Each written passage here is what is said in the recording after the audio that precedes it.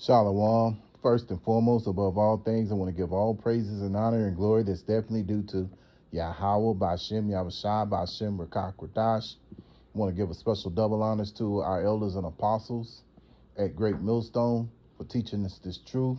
And peace and salutations to the elect. May the blessing of election be upon your household, on your sincere brothers and your few sisters out there that listen and take heed to the true doctrine of Yahweh Shem Yahushai as spoken by his servants, the prophets.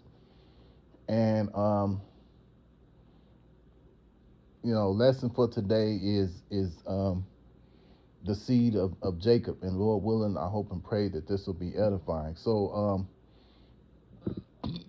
I was looking at something on TikTok, and this Jake was on there, and he was saying that talking about the hostages and the hostage situation, because I guess apparently they're these the Iranians have taken some hostages, and some of them were Jakes, and they said that they were going to release those Jakes, and he was like, the Jake that was doing the video, he was like, I wonder why he's um, releasing the hostages. And well, their reply was basically that they're already being persecuted in their own, in America already. We have nothing against them, you know, which proves that Esau is people are realizing and waking up to Esau, and they're realizing that he's the scum of the earth right now, and he's the one that's causing all the things that's going on in the earth, you know. Also, as far as those over there, you know, and I say this too, that a lot of those Iranians could be actually the seed of Jacob. And here's the proof of it right here. And I'll give you two scriptures, and you brothers and you few sisters out there, meditate upon them. Just go to Genesis chapter 9 and verse 7. And you be ye fruitful and multiply, bring forth abundantly in the earth and multiply therein. Yeah. So you have to understand that, the Lord gave a command that we would be, that we should be fruitful and multiply in the earth, And when you think about the seed of Jacob, that's exactly what they've done. When you think about the tribe of Ephraim, it's not Ephraim. I forgot exactly what tribe it is, but it said one of the tribes' names was be fruitful. He be fruitful, but Salakia, I can't think of which one it was, but yeah, man. But he is fruitful, and so really with the tribes, period.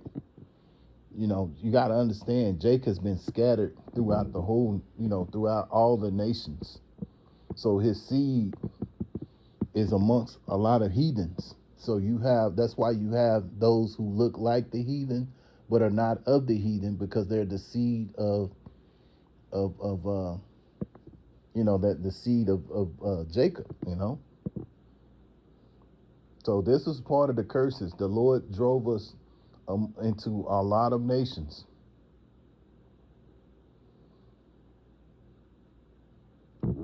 Here's the proof. Deuteronomy chapter 28 and verse 64. And the Lord Yahweh Shem Yahushai shall scatter thee among all people from one end of the earth, even unto the other, and there thou shalt serve other gods, which neither thou nor thy fathers have known, even wood and stone. Yeah. And so that's what has happened, We have been scattered amongst all the other nations. And so you have those who look like the heathen, but are not of the heathen. That's why, those who can't understand that, then they look at skin tone as the end all be all. And that's people who think like that are like low level thinkers, or as they say, low level fruit, because they can't understand. Their minds are not open to understand that, Jake has been scattered amongst all the nations. So Jake can, look like the heathen, but not of the heathen, because his seed is of Jacob, man. You know, and so it's really silly. And then the thing about it too, here's the tricky part about it: you have those who look like Jake's, and they're actually the seed they're just actually the seed of Esau. You know, you think about it. Thomas Jefferson. You know, um, that seed. They probably, a lot of them probably look just like, you know, Jake, but they're the seed of the heathen, you know. And so, in the end of the day, when Yahushua comes, he's going to separate, you know, those who of the seed of Jacob and those who of the seed of Esau, and so on and so on, So he's going to separate the tares from the wheat, as the scriptures say. So, it's just something I want to bring out there. I hope it was an edifying lesson. And once again, I want to give all praises and honor and glory that's definitely due to Yahweh Bashem, Yahweh Shai Bashem Berkah Kradash. Till the next time, Lord willing, I'll say Shalom.